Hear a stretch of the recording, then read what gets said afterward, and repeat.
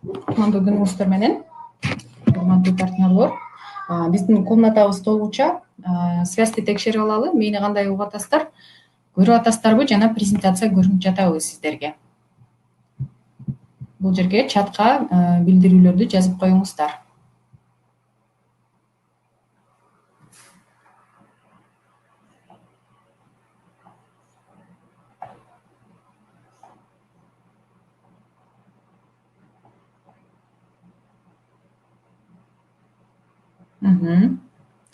Кымбат, кутман күн. Эң сонун. Бүгүн аябай катышуучулар аябай көп экен. Чынында абдан керектүү тема эле, бирок мен үчүн бир аз түшүнүксүз. Эмне үчүн бүгүн кишилер абдан аз? Мейли, анда эмесе баштай берели. Келген кишилер келе берет. Күтүп калдыңыздар анысы деле. Анда эмесе бүгүнкү биздин темабыз жана суу ичмей болмокчу. Эмне үчүн омега 3 деп баягы өзүнчө бөлүп айтабыз? Себеби дегенде, ошо омега 3 абдан көп кандай десем суроолорду туудурат. Кээде туура эмес сунуштоолор дагы болот. Анан омега 3 тигил ооруга, бул ооруга жардам береби деген суроолор болот. Ошон үчүн ушул нерселердин баардыгын баягы биринчиден четке кагып, экинчиден ушул суроолор баягы туура, ушул суроолорго туура жооп бериш үчүн ушул вебинарды кылууга туура көрдүм. Андан тышкары сууну кантип туура ичиш керек? Мына ушул маалыматты жөн гана бонус катарында, материал катары бергим келип турат сиздерге. Анткени бул дагы абдан биз үчүн керектүү нерселер. Анткени сиздер баягы wellness pack'ти мисалы үчүн сунуштай турган болсоңуздар, ушу суу ичүү маселеси жана дагы bundan башка көп суроолорду силер өзүңөр билишиңер керек да. Анткени өзүңүздөр билбесеңиздер, жөн гана баягы каражатты сатып сунуштап коюу бул аздык кылат. Ошон үчүн сиздер баягы эксперт катары дагы болушуңуздар керек. Анткени сиз сунуштап жаткан каражатты адам ошо өзүнүн ичине баягы кабыл алып атат, ичине киргизип ичип атат деген маселе болгондуктан. Ушул слайдты ар дайым айткым келет. Анткени бул жердеги маалымат биздин ушундай мээбизге аябай чегилип калып калыш керек деп ойлойм. Анткени фармацевтика менен индустрия wellnesстин ортосундагы болгон айырма, акча баягы каражат бир жылда канча сарпталат экенин бул жерде көрүп турасыздар. Андыктан бунун баардыгы эмнени айтат? Дагы да болсо ушул wellness жаатында сиздер баягы билимиңиздерди көбөйтүп, эксперт болуп, жана ар бир кандай гана суроо бербесин, ошо ар бир суроого жооп бергенге кандай десем, жооп бергенге сиздер адис катары болушуңуздар керек. Ошон үчүн wellness индустриясы биздин компанияга дагы өнүгүп келбейт. Бул индустрия негизи бул жаатында иштегендер, ушул жаатында бизнес ачабыз, ушул жаатында дагы бир категория кошобуз, ачабыз деген компаниялар көп. Ошон үчүн кандай десем, конкурент сыяктуу дагы болушу мүмкүн, мисалы үчүн башка адамдар дагы. Ошон үчүн ошол нерсенин баардыгында мыкты адистик сиздерди айырмалашы мүмкүн башкалардан. Ошон үчүн мыкты адис болуш үчүн жок дегенде бир үстүртөн бир маалымат болсо дагы туура алууңуздарды каалайт элем.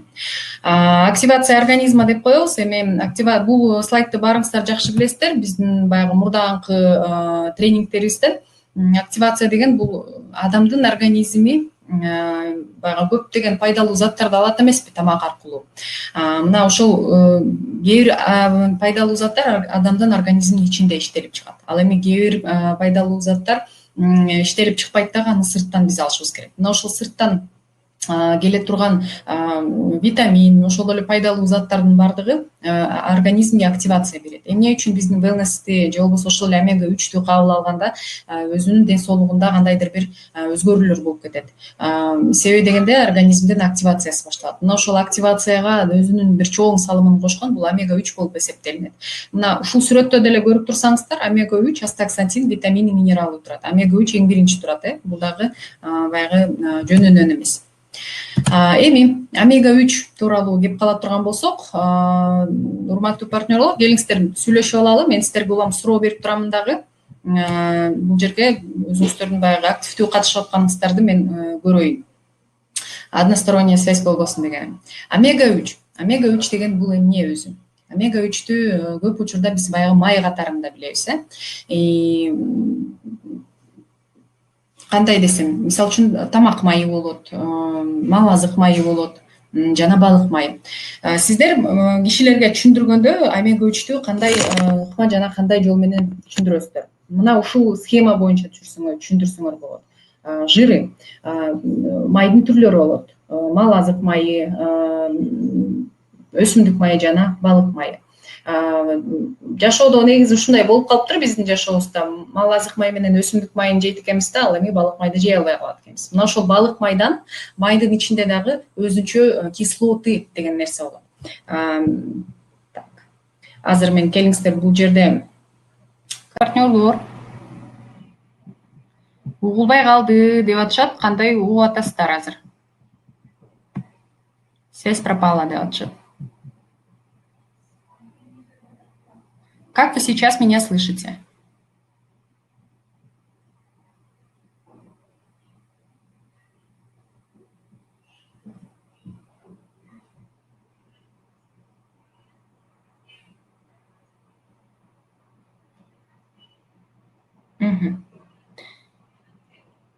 Жакшы, эми угула баштадым.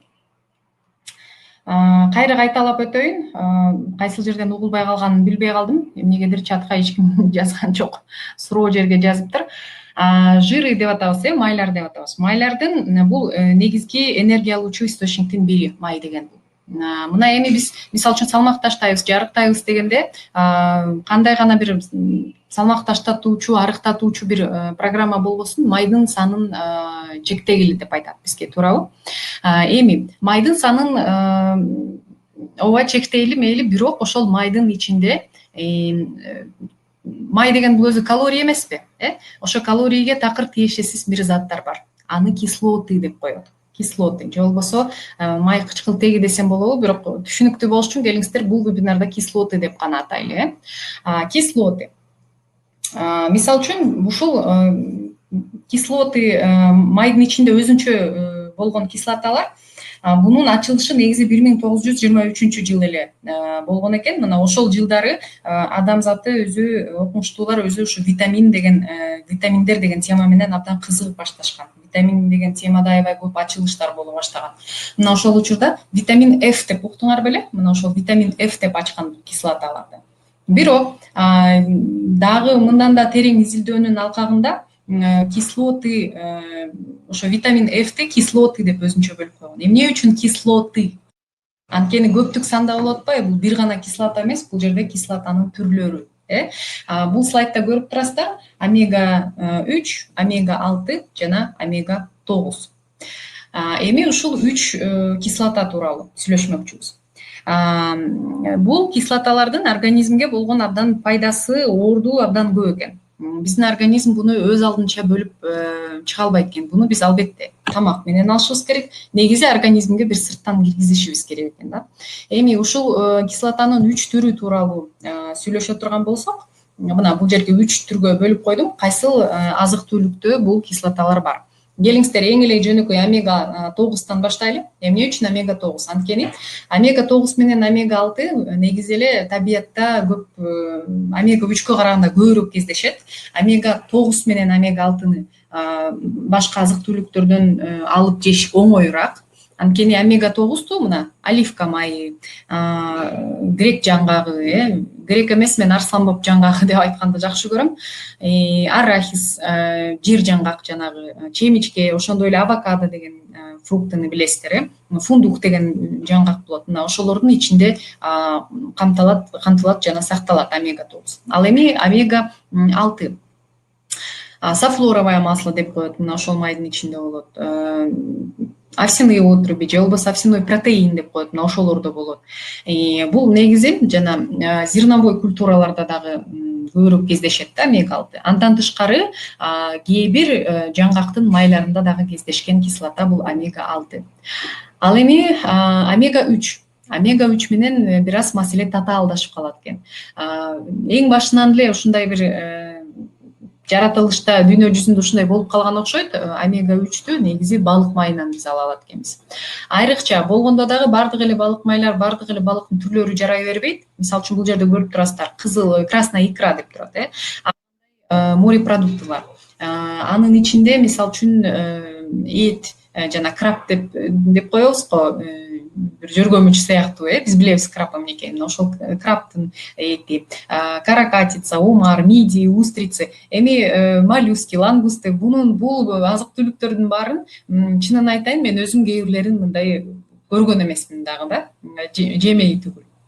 Андыктан мен кимде ким ушул жерде ушу омега 3 камтылган балыктардын түрлөрүн жумасына 3 жолу же болбосо жок дегенде 1 жолу жей турган болсо, анда бул чатка плюс койгула. Ким жебей турган болсо, анда минус коюп койгула. Мына ошондо эле баягы билинип калат ким жебейт экен. Мисалы үчүн мен жебейм, мен дагы бул жерге минус коймокчумун. Кийинкиси мисалы үчүн минтай балыгы, тунец, форель. Мисалы үчүн форель, минтайды дагы биз жешибиз мүмкүн, сельтти жейбиз. Сельтти дагы бирок туздалган сельт дагы баягы анча жарашы мүмкүн эмес. Форель, мейли форельди биз баягы чычкан тараптан алып келип же көл тараптан алып келип жейбиз, бирок форельди дагы жумасына 3 жолу жегенге мүмкүнчүлүк жок. Ал эми эң акыркы пункту карасаңыздар, рыбий жир деген турат. Рыбий жир. Ким мисалы үчүн илгери ушу Советтер Союзу учурунда рыбий жирди иччеле. Менин курагымдагылар көп ичкен эмес, анткени мага бергенин мен эсимде жок да, кичинекей кезимде. Бирок менден бир аз улуураак болгон поколение сиздер ичкен болушуңуздар керек, эгер арабызда бар болсо. Ким ичкен болсо плюс белгисин коюп койгула. Мына азыр ушу рыбий жир жөнүндө сүйлөшөбүз. Албетте омега 3тү рыбий жирден деле алса болот. Бирок омега 3 деп өзүнчө баягы азык катары, өзүнчө бир добавка катары чыгарып аткан дагы бул бекеринен эмес. Анткени рыбий жирдин дагы өзүнүн бир өзгөчөлүктөрү бар. Биринчиден рыбий жирди дагы тазалаш керек. Рыбий жир деген омега 3төн тышкары бунун курамында ар кандай баягы приместер болушу мүмкүн. Анткени баягы балыктарды дагы экологиялык жактан өтө таптаза деп айта албайбыз биз. Мен жаш кезимде апам ичишет эле дейт. Мына ушинтип ичиришчи көбүнө, мен билем. Сурап келгенде да билип калдым да. Рыбий жирга кайрылып келе турган болсок, мындан тышкары, мисалы үчүн, бул рыбий жирде өзүнүн бир сактоо эрежеси бар. Сактоо эрежеси биздин омега 3төй жөнөкөй эмес. Омега 3тү каалаганыңда сумкаңа салып алып, каалаганда полкаңда тура берет, каалаган жериңде тура берет, алып иче бересиң. Ал эми рыбий жирди сактоо баягы эрежеси дагы абдан бир өзгөчө. Анан бунун дагы өзүнүн жити бар. Мына ушунун баардыгын эске алып келип туруп, негизи адамзат ушундай чечимге келген, омега 3тү капсула түрүндө өзүнчө бир азык каражат түрүндө чыгарууга. Урматтуу партнерлор, кечиресиздер, мен айнегимди жаап коеюн, сыртта стройка жүрүп атат, бизге жолтоо болбосун. Эми омега 9, омега 6, омега 3. Омега 9 менен омега 6 бул жерде мындай по степени да возрастания да койгонмун да. Мисалы үчүн омега 9 албетте бул дагы бир кандайдыр бир организмде процесстерге кереги бар. Омега 6 бул бир ортончу эмеде турат болуш керек, орунда. Ал эми омега 3 эң керектүү бир кислоталарга кирет. Анан тилекке каршы омега 3 табиятта ушундай баягы өтө көп кездешпейт экен. Ал үчүн бир кандайдыр бир ушундай морепродуктыларды жешибиз керек экен. Ошон үчүн мен сиздерге айтат элем, кафеге бир жерге барганда сөзсүз бул жерде тизмеде көрүп турган азык түлүктөргө баягы заказ кылуу мүмкүнчүлүгү болсо, жок дегенде форельди заказ кылып жеңиздер деп айтмакчымын. Кийинки слайдка кайрыла турган болсок, эми омега 3 тууралуу кеп кылалы. Омега 3тү организм өзү синтез кылбайт. Бирок синтез дегеним организм өзү жаратпайт деген сөз.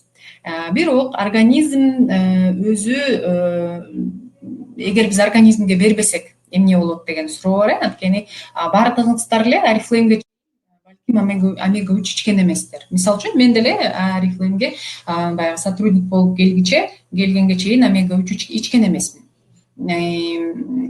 Омега 9, 6, 3 деген бир кошумча бир бат ичип жүргөм, бирок омега 3тү өзүнчө бөлүп ичкен эмесмин эч качан. Эми сиздерге суроо, ким канча убакыттан бери омега 3тү ичет? Мисалы үчүн, мен 2 жылдан бери ичем, мен 2 жыл деп бул жерге жазамын. Кимдер балким 5 жыл, 10 жылдан бери ичкендер барбы? Эң жакшы жаза бериңиздер, мен жообуңуздарды көрүп атам. Эми омега 3тү баягы сиздерге кардар келет да, анан сурайт. Мен буга чейин ичпей эле жүрдүм, жашап эле жүрдүм го деп айтышы мүмкүн да. Албетте адам баласы жашай берет. Адам баласы баягы кандай десем, дүйнөдөн өтүп кетпейт. Албетте жашоо процесси улана берет. Бирок ошо жашоосунун сапаты бир аз начарлашы мүмкүн. Ден соолугунда кандайдыр бир көрсөткүчтөр пайда боло баштайт, туура эмес. Көбүрөөк ооруй баштайт, көбүрөөк чарчап, кандай десем, бир көңүлү түшкөн сыяктуу бир көрүнүштөр болот. Андан тышкары балким узак жашашы мүмкүн эмес. Анткени негизи эле табият боюнча ошондой экен, адам баласы баягы тукум бере албаганда эмнегедир башка кийинки поколенияга орун бошотуп бериш керек экен. Бирок биздин 21 кылымда жашоону баягы узак жашоо бул технологиянын эле суроосу болуп калбадыбы? Ошон үчүн биз адамзаты ошого аракет кылабыз, көбүрөөк жашаганга аракет кылабыз, ден соолукта жашаганга аракет кылабыз. Ошон үчүн организмде эгер адам ичпей кала турган болсо, организм өзү ушул омега 3кө окшош бир кислоталарды өзү иштеп чыгат экен. Бирок ошол организм өзү иштеп чыккан кислота менен омега 3 кислотанын ортосу асман менен жердей. Анткени организмде болгон любой бир соединенияны карай турган болсок, омега 3 кислотасынын баягы соединениясы абдан узун болот да. Менимче баягы химияда баягы билими эң зор болгон адам мени түшүнөт болуш керек. Же болбосо араңыздарда доктор, врачтар болсо дагы түшүнөт. Ал эми организм өзү иштеп чыккан ушул омега 3кө окшош аналогичный кислота, анын баягы соединениясы абдан мындай узак эмес, абдан короткий соединение болот. Анан ошол организм иштеп чыккан кислотанын организмге болгон эффективдүүлүгү омега 3кө караганда 5% тийгизет экен. Экөөнүн айырмасын, омега 3 100% болсо, ал эми ошол кислота 5%, эффективность 5% болот экен. Ошон үчүн бул нерсени дагы түшүнүп жана биле жүрүңүздөр. Анан сөзсүз кардарга буну баягы түшүндүрүп айтып бериңиздер, эгер кардарда ушундай бир суроо туулса. Башкалар ичпейби омега 3тү?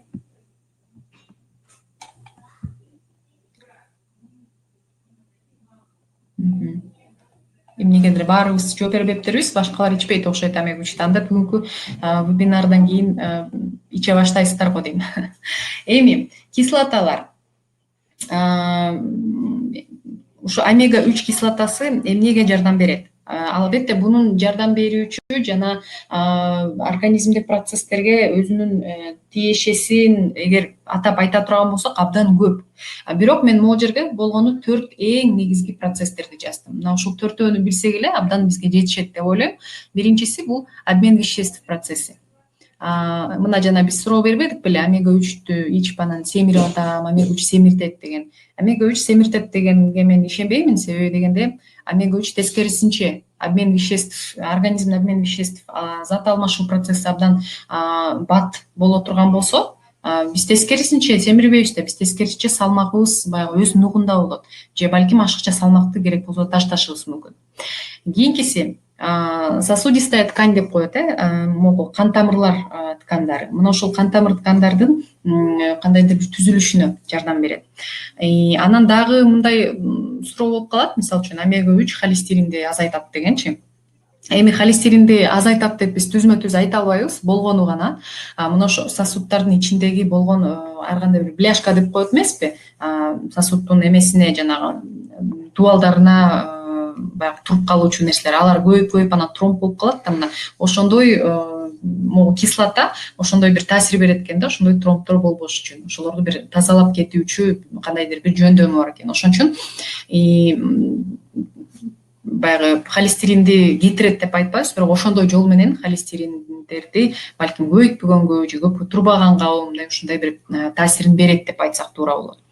Эми построение сосудистой ткани дегенибиз могу кан тамыр, жүрөк системасына дагы пайдасын тиет деп атпайбызбы? Ошон үчүн сосудистая тканьды построение кылган үчүн кан тамыр, жүрөк деп айтып келебиз. Эми воспалительный процесс дегендерди билесиздер. Воспалительный процесс деген эмне? кандайдыр бир мисалы үчүн биздин бетибизге деле бир угри же прыщ ушундай бирдеме чыгып кала турган болсо териге, бул дагы бир воспалительный процесс да, туурабы? Теринин астында бир воспаление болду деген сөз. Эми кандай гана оору болбосун, баардык эле оору бир воспалительный процесстен башталат, туурабы? Сиздер макулсуздарбы мен менен? Мына ошол организмде болгон воспалительный процессти пайда кылбай, аны менен баягы ошого туруктуулук бергенге жардам берген мына ошол болот. Андан кийин в работе нервной системы. Нервная системаны эми өзүңүздөр баарыңыздар жакшы билесиздер. Мисалы үчүн жанагы көңүл чөккөндүк, бат чарчагандык же болбосо быстрая утомляемость деп коет го, мына ошого дагы таасирин тийгизген бул омега 3 кислотасы болот.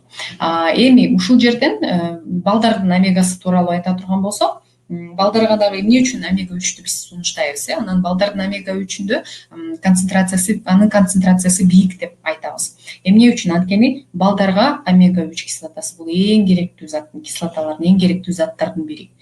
Эстеп калыңыздар, балдарга жана улгайган адамдарга айрыкча керек. Анткени кичинекей бала өсүп келатканда абдан маанилүү анын нервный системасы баягы туура иштесин, туура формирование болсун деген көрүнүчү. Ошон үчүн балдарга эми кандай десем, бир орусча айта турган болсом, бир позарез керек деп айтсам абдан түшүнүктүү болот керек сиздерге. Эң абдан биринчи өчүрүттөгү керектүү нерселердин бири. Ушуну эстеп калыңыздар. Кийинкиси, айрыкча азыр балдардагы программасы оор да, азыркы кичинекей балдардын детсадтан баштап эле баштайт, нагрузкалардын баардыгы башталат. Мисалы үчүн өзүңөрдүн мектептеги болгон программаңарды эстегиле, азыркы балдардыкы менен салыштыргыла.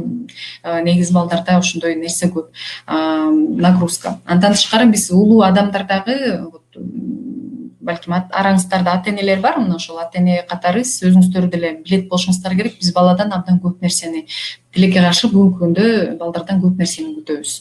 Бул тилди жатта, тилди жатта, жакшы окуу, 5 алып кел, ийгиликтүү бол. Сен жакшы окусаң ийгиликтүү болосуң. Эмнегедир ушул балким материалдык жакка дагы биз абдан адамзат кызыгып кеткенденби, балдарды абдан көп нерсени күтөбүз да өзүбүз алардан. Анан албетте аларга бунун баардыгы нагрузка болгонго жараша биз аларга туура азыктандыруу дагы беришибиз керек. Эми биздин омега 3 тууралуу кеп кыла турган болсок, өтө көпкө токтолбойм, бирок болгону гана мына ушул степень очистки деп коет.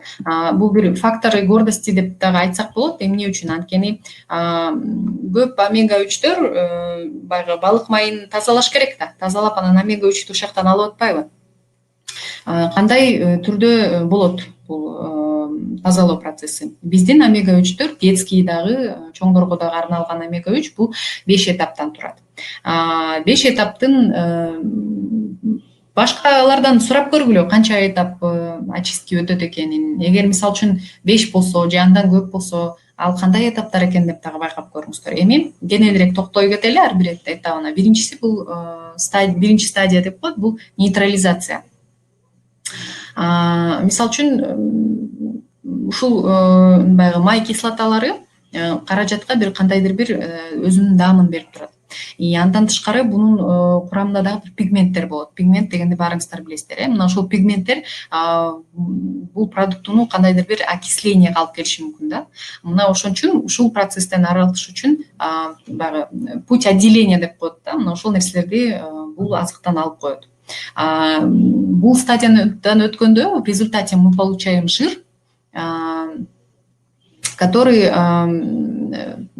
бир жир алабыз, который вот стандартный формада турган бир жирди алабыз да. Природада кандай бир стандартный формада турса, ошондой бир жирди алабыз. Болгону гана пигменттерди будан алып чыгат дагы.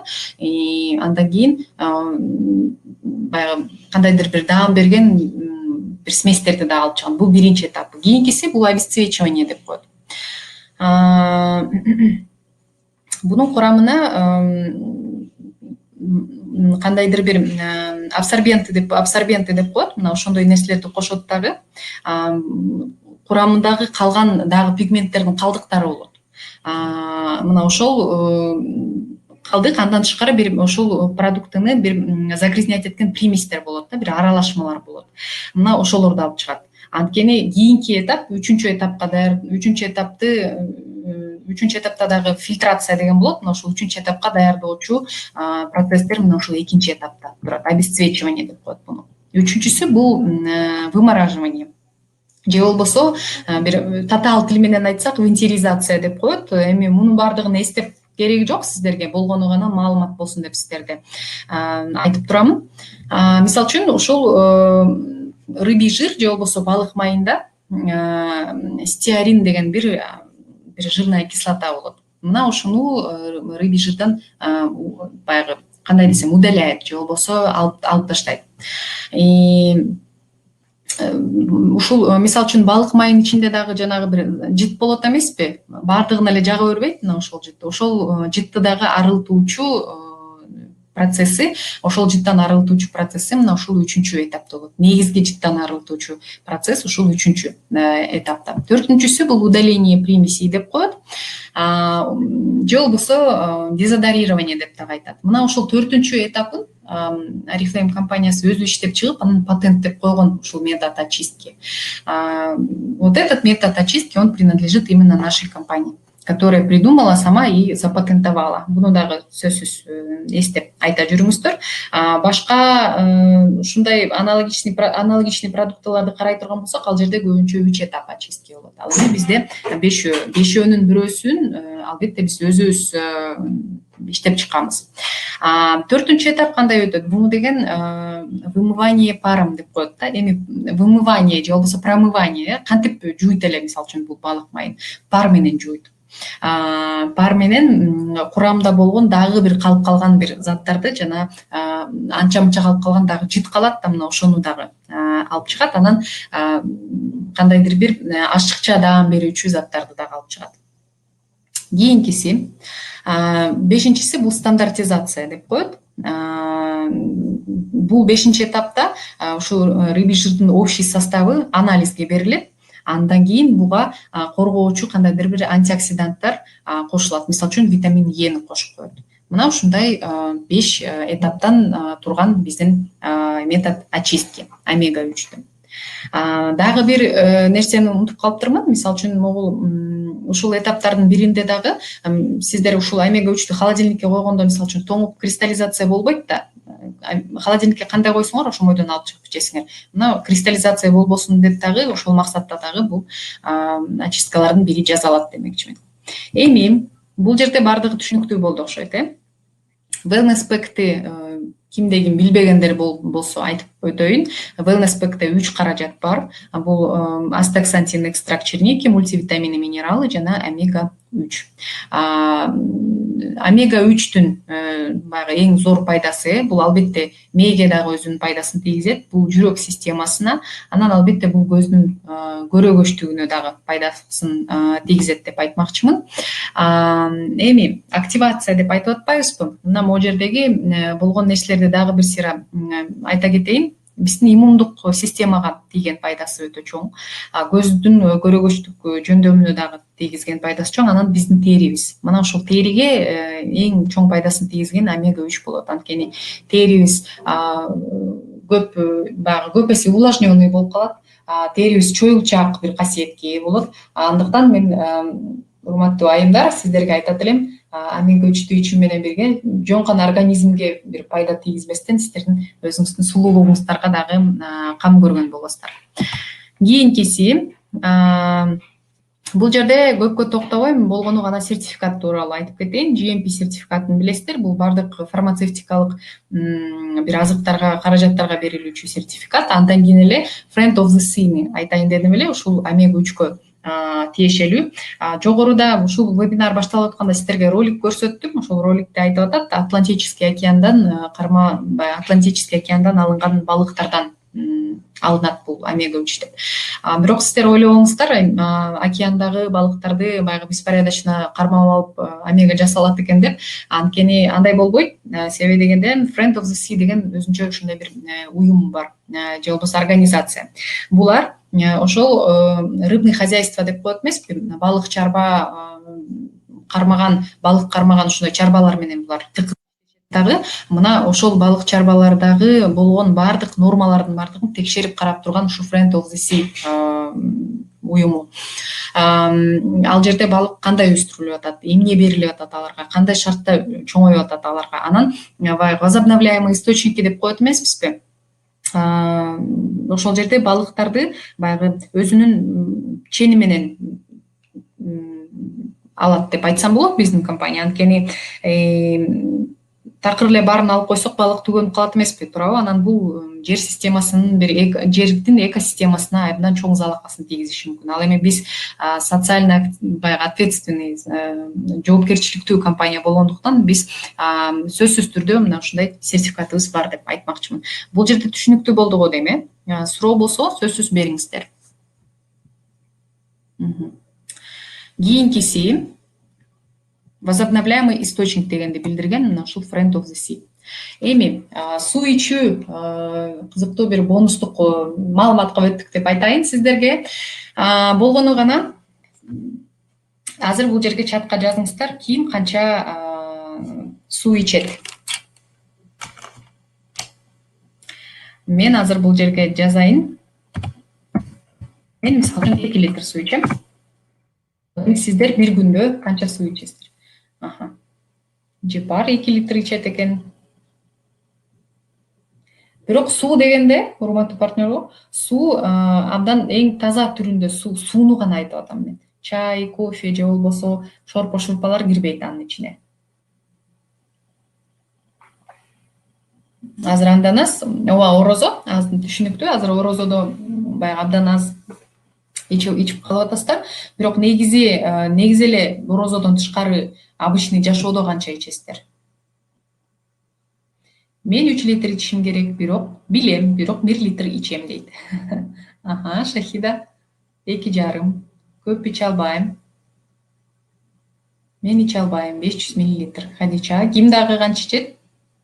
Азыр сиздерге мен баягы эсептөөнүн бир ыкмасын үйрөткүм келип турат. Негизи өзүңүздөрдүн салмагыңыздарды эстеңиздер. Көп ичип үйрөнүп калдым дейт эң сонун. 500 мл ичем деди зат. Асель каждый день. Албетте биз күнүгө ичишибиз керек, бирок бир күндө канча? Мен көп ичем 2,5. Мен ойлойм, бул маалыматтан кийин сиздер баарыңыздар туура жана керектүү бир өлчөмдө ичип каласыздар деп. Азыр ар ким өзүңүздөрдүн салмагыңыздарды алыңыздар дагы, ким канча баягы салмакка ээ. Мисалы үчүн, мен азыр бул чатка өзүмдүкүн жазайын дагы. 55 көбөйтөбүз 30ка. Негизи 1 килограммга 30 мл суу керек болот да. Мисалы үчүн менин салмагым 55, аны көбөйтөм мен 30ка. 1650.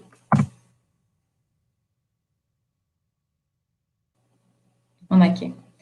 Бул жерде көрүп турасыздар, салмагыңыздарды 30ка көбөйтөсүздөр дагы, анан ошол жерде канча миллилитр суу ичишиңиздер керек, ошонун саны чыгат. Меники 1650 болду, 1,5 литр деп. Менин нормам ошондой экен да. Бирок ойлобоңуздар, эми 1650 десе, мен так ушул 1650-нү ченеп, ушуну гана кармалып, ушуну гана ичем деп айтпаймын. Анткени кээде будан көп, будан аз болуш керек, бирок ушу бир орточо алганда ушу 2 литрге 2 литрдин тегерегинде болуш керек. Эми бул жерде сүрөттө көрүп турасыздар, мээ канча пайыз суудан турат экен, биздин каныбыз канча пайыз суудан турат, өпкө, бөйрөк, жүрөк жана биздин муун булчуңдар. Кайсыл учурда ичүү керек? Эң сонун суроо. Азыр мына ошол суроого мен сиздерге жооп бермекчимин. Суу. Негизи суу деген бул эмне өзү? Биздин организмдин өзү 70 жана же 81% суудан турат. Суу деген бул эң бир универсалдуу түрдө бир растворитель катарында. Эгер ошол эле омега 3, ошол эле wellness pack ичип атасыңарбы, эгер сууну жетиштүү түрдө ичпесеңер, анда суу деген ошонун бардыгын жакшы кандай десем, растворение кылат деп айтсам болот, суу деген бул организмдин ичиндеги негизги бир среда деп айтсам болот. Суу кайсыл жерде, мисалы үчүн жогорку слайдда көрө кеттиңер, кайсыл органдарда суу канча пайыздан турат экенин. Ал эми суу биздин лимфа системада бар, суу биздин каныбызда бар. Суу деген биздин ар бир клеткабызда бар. Элестетсеңиздер, канча деген клетка бар биздин организмде. Анан клеткадан тышкары дагы ошо клеткалардын ортолорунда дагы бар суу. Суу канчалык биздин организмибизде бул бар экен. Эми суу тууралуу кеп кылдык, эми кан тууралуу кеп кылалы. Сиздер билесиздер, биздин организмге негизги кандай десем, бир питаниени, негизги нерселерди кан алып келет экенин билесиздер. Бирок буну баардыгыбыз сонун билебиз. Адамдын организминде, мисалы үчүн чоң кишинин организминде примерно бир күндүн ичинде примерно 5 литр кан баягы циркулировать этип айланат. Ал эми ошол кандын баягы плазмасы 92 же 95% суудан турат. Мына эми элестете бергиле, суунун канчалык биздин организмге баягы орду канчалык чоң экен. Эми суу ичпегендер балким бул жерге жазган жок, мен билем, араңыздарда сөзсүз бар ошондой адамдар, сууну баягы толук ичпеген же балким бир күндө 1 эле стакан ичип калаттыр, андайлар дагы бар. Ошон үчүн жогоруда мен могу маалыматты ушул слайдда көрүп турасыздар. Биздин организмге суу керек. Биздин организм суудан турат. Чайдан турбайт, кофеден турбайт. Дагы бир ирет айтып кетем. Организм суудан турат. Чай эмес, кофе эмес, шорпо эмес. Коктейль дагы эмес. Анткени коктейлди биз көбүнчө эмнеге, тамакка кошуп, сүт же болбосо айранга, сууга дагы кошобуз. Эми бирок суу, таптаза суу. Бүгүн биз жөн гана таптаза суу жөнүндө сүйлөшөбүз. Эми кийинки биздин слайдка кайрыла турган болсок, биздин организмде өзүнүн бир кандайдыр бир потребностьтар болот, керектүү кандайдыр бир задачалар болот. Мына ошол керектүү задачаларды кандай бир удовлетворение кылып, ошону бир канааттандыра турган суу гана. Суудан башка эч нерсе жок. Анан эстей жүрүңүздөр, мисалы үчүн Авиценнаны билесиздер да. Мына ошол Авиценна дагы илгери өз убагында айткан экен, картайуу бул кургактык деп, старость это сухость деп айткан экен. Ошон үчүн тез картаюуну биз каалабасак, анда сууну биз өз убагында туура ичип турушубуз керек. Ал эми кээде болот, что-то кофе ичким келип жатат, же болбосо чай ичким келип атат, чай ичпесем башым ооруйт деген сыяктуу. Албетте ичиңиздер. Бирок мисалы үчүн кофени ичкенде эске ала жүрүңүздөр. Эгер бир чашка кофе иче турган болсоңуздар, анын аркасынан сөзсүз бир стакан суу. Кээ бир баягы кафе ресторандарда ошентип алып келип берет, силер кофе заказ кылсаңар. Анткени кофе өзү организмден сууну алып чыгуучу нерсе. Ошон үчүн кофе ичкенден аркасынан сөзсүз бир стакан суу берет. Ошону сөзсүз баягы эстеп жүрүңүздөр. Кийинкиси, биздин кичинекей балдарга суунун дагы баягы керектүүлүгү, орду абдан чоң, зор. Ошон үчүн кичинекей балдарга кичинесинен чай эмес, башка нерсе эмес, жөн гана сууну ичкенге үйрөткүлө. Мисалы үчүн бир картинка бар эле интернеттен, мен вебинардын астында таппай калдым ошону. Мисалы үчүн сиздер жанагы кичинекей балдарга гүлдөргө мисалы үчүн суу куябызго, биз ар дайым гүлгө, терекке баарына суу куябыз. Ал эми кичинекей балдарга эмне үчүн биз кола алып беребиз, кичинекей балдарга жанагы бир фьюсти же эмне ти, let's go дегендер бизде абдан көп. Эмне үчүн биз ошолорду беребиз? Анын курамында сахар абдан көп, анын курамында суу, бул баягы таза суу эмес. Ошон үчүн таза гана сууну бергенге аракет кылыңыздар. Эми биздин терибизге кереги тийген бир мунун пайдасы. Биринчиден, теринин өзүнүн бир защитный функциясы болот. Тургор деп коет да буну. Тургор деген бул теринин чөйүлчактыгын, упругость жана эластичность деп коет. Мына ошол тургорду сактап кармап турганга кармап турчу бир функция болот. Мына ошол функциясы абдан начарлайт эгер сууну өзүнүн нормасына жараша ичпесеңер.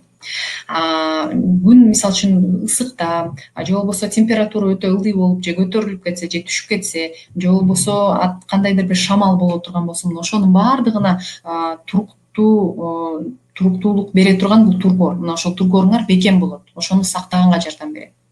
Анан билесиздер, негизи здоровая кожа 25% суудан турат. Суу азайса, бырыштар көбөйөт. Мисалы үчүн биздин коллегабыз өткөнкү вебинарда ким кирген болсо көрдүңүздөр, Айгерим Жолжанова сууну көп ичет. Мен абдан ошону көп байкайм. Бетинде бырыштар абдан аз. Же болбосо курагы баягы 45ке жакындап калган. Ошон үчүн суунун ордун баягы сөзсүз биле жүрүңүздөр. Эми келиңиздер суроолорго жооп берели. Жогоруда суроолор болду эле. Сууну мисалы үчүн логика, сууну эмне үчүн ичиш керек? Жогоруда аябай эле түшүндүрдүм окшойт, эмне үчүн ичиш керек экен? Таза суу ичиш керек. Дагы бир жолу кайталайм. Эми сууну канча ичишибиз керек, чтобы сколько нужно вить в воду, чтобы не засохнуть деп эгер бирөө сурай бере турган болсо, анда мен нормаңыздарды эсептеп бердим жогоруда. Эми кээде болот го, суусап каласыңарбы өзүңөр? Мына ошол суусап калганга жеткирбешиңер керек өзүңөрдү. Эмне үчүн? Анткени суусап калсаңар, это уже означает, что баягы сууну нормасы менен ичпей атканыңар. Азыр мен видеону бул жерге үчүн. Мисалы үчүн менде бул жерде бир стакан кылып коем сиздерге, коробкалар көрүнбөсүн.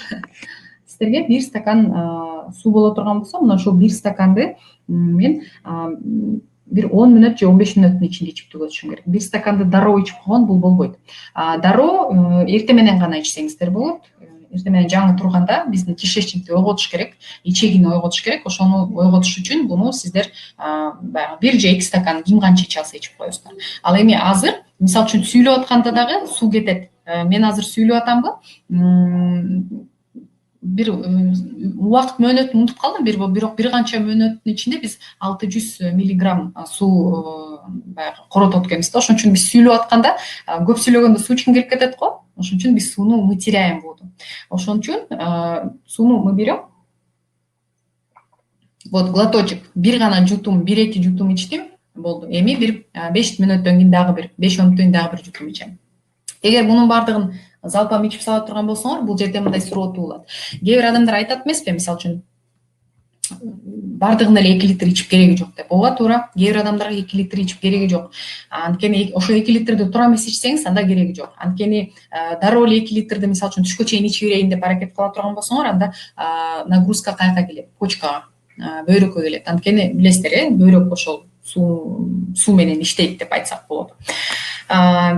Түшүндүк, бир стакан сууну 10 мүнөт же 15 мүнөттүн ичинде узартып ичебиз. Улам 1-2 глоток сайын. Эми кайсыл маалда канча ичебиз? Мисалы үчүн, эгер сидячий образ жизни болсо, биз в основном отуруп, баягы азыр тем более үйдөн чыкпай калдык да иш жерге, компьютерде эле отурабыз. Компьютерден дагы алыстай албайсың.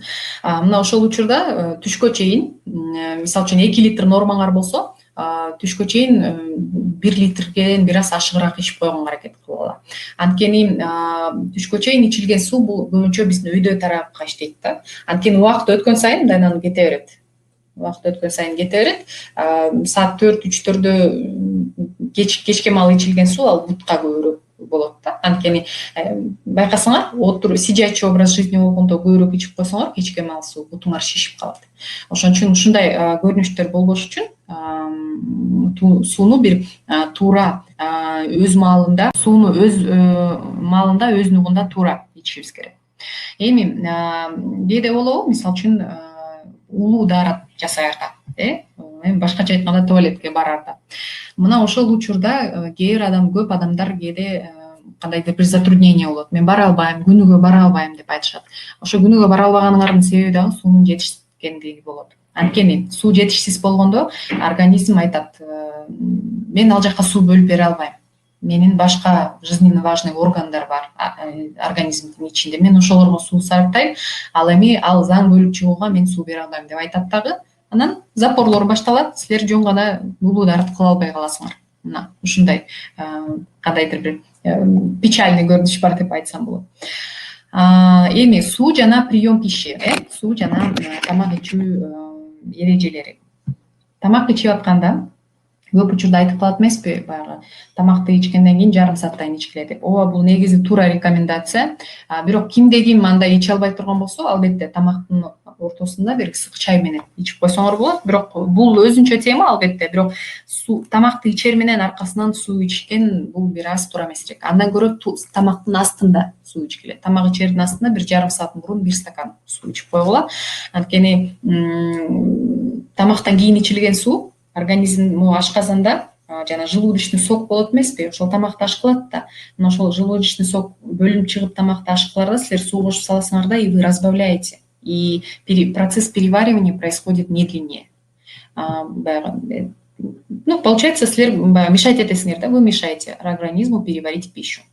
Эми суу жетишпегенде эмне үчүн баш ооруйт? Анткени бул сигнал өзү. Суу көп байкасаңар, суу көп ичпегенде башыңар ооруп чыгат. Мен ушуну көп байкадым. Мисалы үчүн биз региондорго барып тренинг өтүп сүйлөп аткан учурда сууну ичүүнү унутуп каласың да. Анан мен сүйлөп бүткөндөн кийин башым аябай ооруп чыгат. Мен ошол убакта байкап калам, суу аз ичкенден болот. Ошон үчүн дагы бир жолу айтам, пейте, ичкиле, дагы бир жолу ичкиле. Эми кээ бир адамдарда кандайдыр бир противопоказания болушу мүмкүн, ал ден соолуктун бир өзгөчөлүктөрү менен. Анда биз албетте доктор менен кеңешебиз. Бирок суу ичкенде биз тескерисинче организмге жардам беребиз. Биз ден соолуктагы бир нукка түшөбүз. Эми бир нерсени дагы айтып кетейин, сиздер эсиңиздерде болсун. Мисалы үчүн күн абдан ысып турганда, шаарда ушундай бир күн кайнап атканда биз эмнени каалайбыз? Барып бир прохладный сууга секирип, бир сууга түшүп алсам дегенди биз эңсейбиз, туурабы? Же болбосо бир сазга түшкүбүз келеби? Албетте биз таптаза бир сууга түшкүбүз келет. Мына биз сиздердин клеткаңыздардагы мына ошону сурап турат. Клеткалар да ошол сууну каалайт. Ошон үчүн клеткалар сууга чаңкап турганда суу беришибиз керек, сөзсүз. Бирок мен айтпадымбы жана клеткалардын ичинде суу бар, клеткалардын араларында дагы суу бар деп. Мына ошол суу ошол жерге жетиш үчүн сиздер бир стаканды дароо ичип салбай, бир стаканды 10 мүнөткө созуп ичесиздер. Бул түшүнүктүү. Кийинки биздин слайдка кайрылсак, бул жерде суу, аба жана от деп турасыздар. Бул тамактын аш болуу бир принциптеринин бири. Бул нерсени мен аюрведа деген бир атайын. Аюрведа бул өзү древняя медицина деп коет. Абдан көп пайдалуу нерселерди дагы ал жерден баягы современная медицина дагы алып келет. Мен үчүн бул абдан жаккан тема, ошон үчүн ушул сайт менен сиздер менен баягы бөлүшкүм келди. Мисалы үчүн суу, тамак ичкенде ушул принципти сөзсүз эсте жүргүлө. Тамактан тышкары дагы биздин ашказанда дагы 3 нерсеге орун калыш керек. Биринчиси бул суу, экинчиси аба, үчүнчүсү огонь. Суу деген тамак ичтиңерби, эсте жүргүлө. Тамактан тышкары дагы бул ашказанда сууга орун калтырайын деп. Абага дагы орун калтырайын. Анткени такыр эле баарын забивать этип салсак, аш болуу процесси кыйын болуп калат. Анан огонь деп коет. Огонь пищеварения бул туура учурда тамак ичүү, туура тамактануу. Түштө мен мурун айтып келгем, дагы бир жолу кайталап коеюн. Түш учурда бизде огонь пищеварения деген түшүнүк бар. Мына ошол огонь пищеварения түштө биздики абдан бийик болот. Ошон үчүн түштө биз көп тамак ичебиз, байкагансыңар, первое, второе, салат, компот. Ошон үчүн түштө өзүңөрдүн түшкү тамагыңарды кой бербегиле жана өз убагында ичкиле. Түштөн өтүп 2 саат, 2-3 болуп кеттиби, уже аш кылуу үчүн жөндөмүңөр азайып калат. Огонь пищеварения азаят. Эртең менен сөзсүз тамактанабыз, анткени эртең мененки тамактануу бул бардык бир күндүк баягы калорийлердин саны 100% боло турган болсо, 100%дин 60% мына ушул эртең мененки убакытка келет. Мына ушул картинканы сөзсүз эстеп калгыла дагы, тамак ичип атканда эстегиле. Ашыкча ичип албайсыңар ошондо. Эгер ушул нерсени эстесеңер. Анда эмесе бүгүнкү мен сиздерге берүүчү маалыматым бүттү. Сиздерге абдан керектүү болду деген ойдомун. Эми бул жерде сурооңуздарга жооп берип коеюн. Можете сохранить эфир. Запись, связь прерывается. Да, сервис почему-то из интернета в последнее время не сохраняет, но если сервис сохранит, то мы обязательно зальем в YouTube и отправим вам ссылку, чтобы вам было удобно. Айза, мен дагы акыркы убакта көп суу ичип баштадым. Билдиңиздер, 60 өзүңүздөрдүн баягы салмагыңыздарды 30га көбөйтөсүздөр дагы анан сиздин нормаңыздар чыгат. Ошол норма таптаза суу болуш керек. Чай, кофе кирбейт, дагы бир жолу айтам.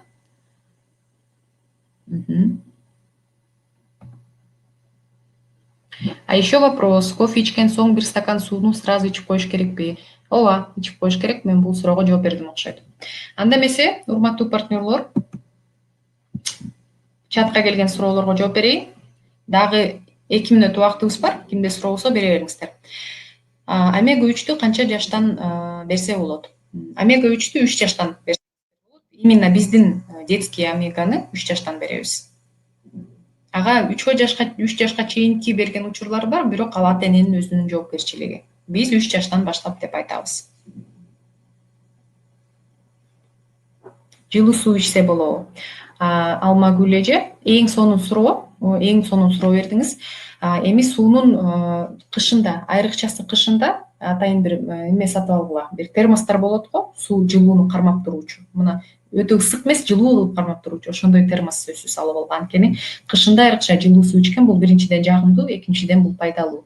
Сууну ичкенде, муздак суу ичкенде, ал муздак суу организмден тез чыгып кетет, жылуу сууга караганда. Ошон үчүн эгер үй шартында болсо, үйдө боло турган болсоңор, сөзсүз жылуу суу ичкенге аракет кылгыла. Жок дегенде жылымык суу болсун. Мына мен сиздерге көрсөткөн жанагы көк стакандын ичинде менде жылуу суу. Анткени мен үйдөмүн, мүмкүнчүлүк бар. Мүмкүнчүлүк болбосо термос кичинекей сатып алгыла дагы, жарым литрлик, 500-600 миллилитрлик термостор болот, жылуу суу ичкиле. Мен айтам деп унутуп калыптырмын, жакшы эстеттиңиз абдан. Кайнак сууну муздатып ичкенде пайдасы барбы? Мына эми кандай суу ичиш керек? Суу кандай болуш керек? Аны үчүн мен интернеттен жөн гана окугула, как структурировать воду деген бир кызыктуу темалар бар интернетте. Кааласаңар сууну структурировать этип ичкиле. Деги эле бизде эми суу таза да. Фильтрдан, мисалы үчүн крандан аккан сууну мен фильтрдан өткөрүп эле иче берем. Үстүнө жылуу суу кошуп коем. Муздак сууга жылуу суу кошуп коем.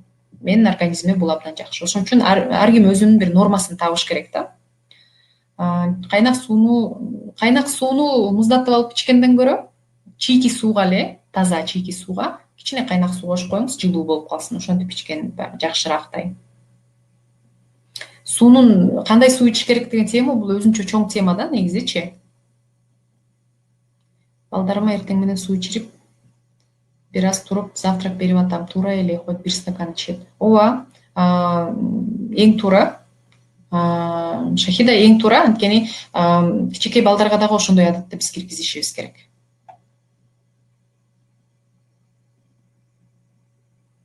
Жупар эже, туура айтасыз, чийки сууда көптөгөн минералдар бар. Ошон үчүн сууну кайнатып койгондо анын баягы көп нерсе өзгөрүп калат да суудачы. Ошон үчүн чийки сууга мен жылуу суу кошуп алгыла деп айтмакчымын.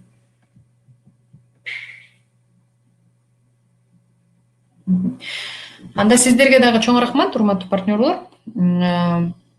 Кандай дагы темалар сиздерге керек болсо, биздин 22% дагы партнерлор деген чаттар жаңы ачылды. Телеграмда ошол жерде суроо жооп менен алмашабыз, ошол жерге сунуштарыңыздарды жазыңыздар. Чоң рахмат. Ушул записти эгер калтырап турган болсо, Правми сервиси, сөзсүз биз запись менен бөлүшмөкчүбүз. Жакшы күн каалайм сиздерге. Каталогуңуздар ийгиликтүү улансын.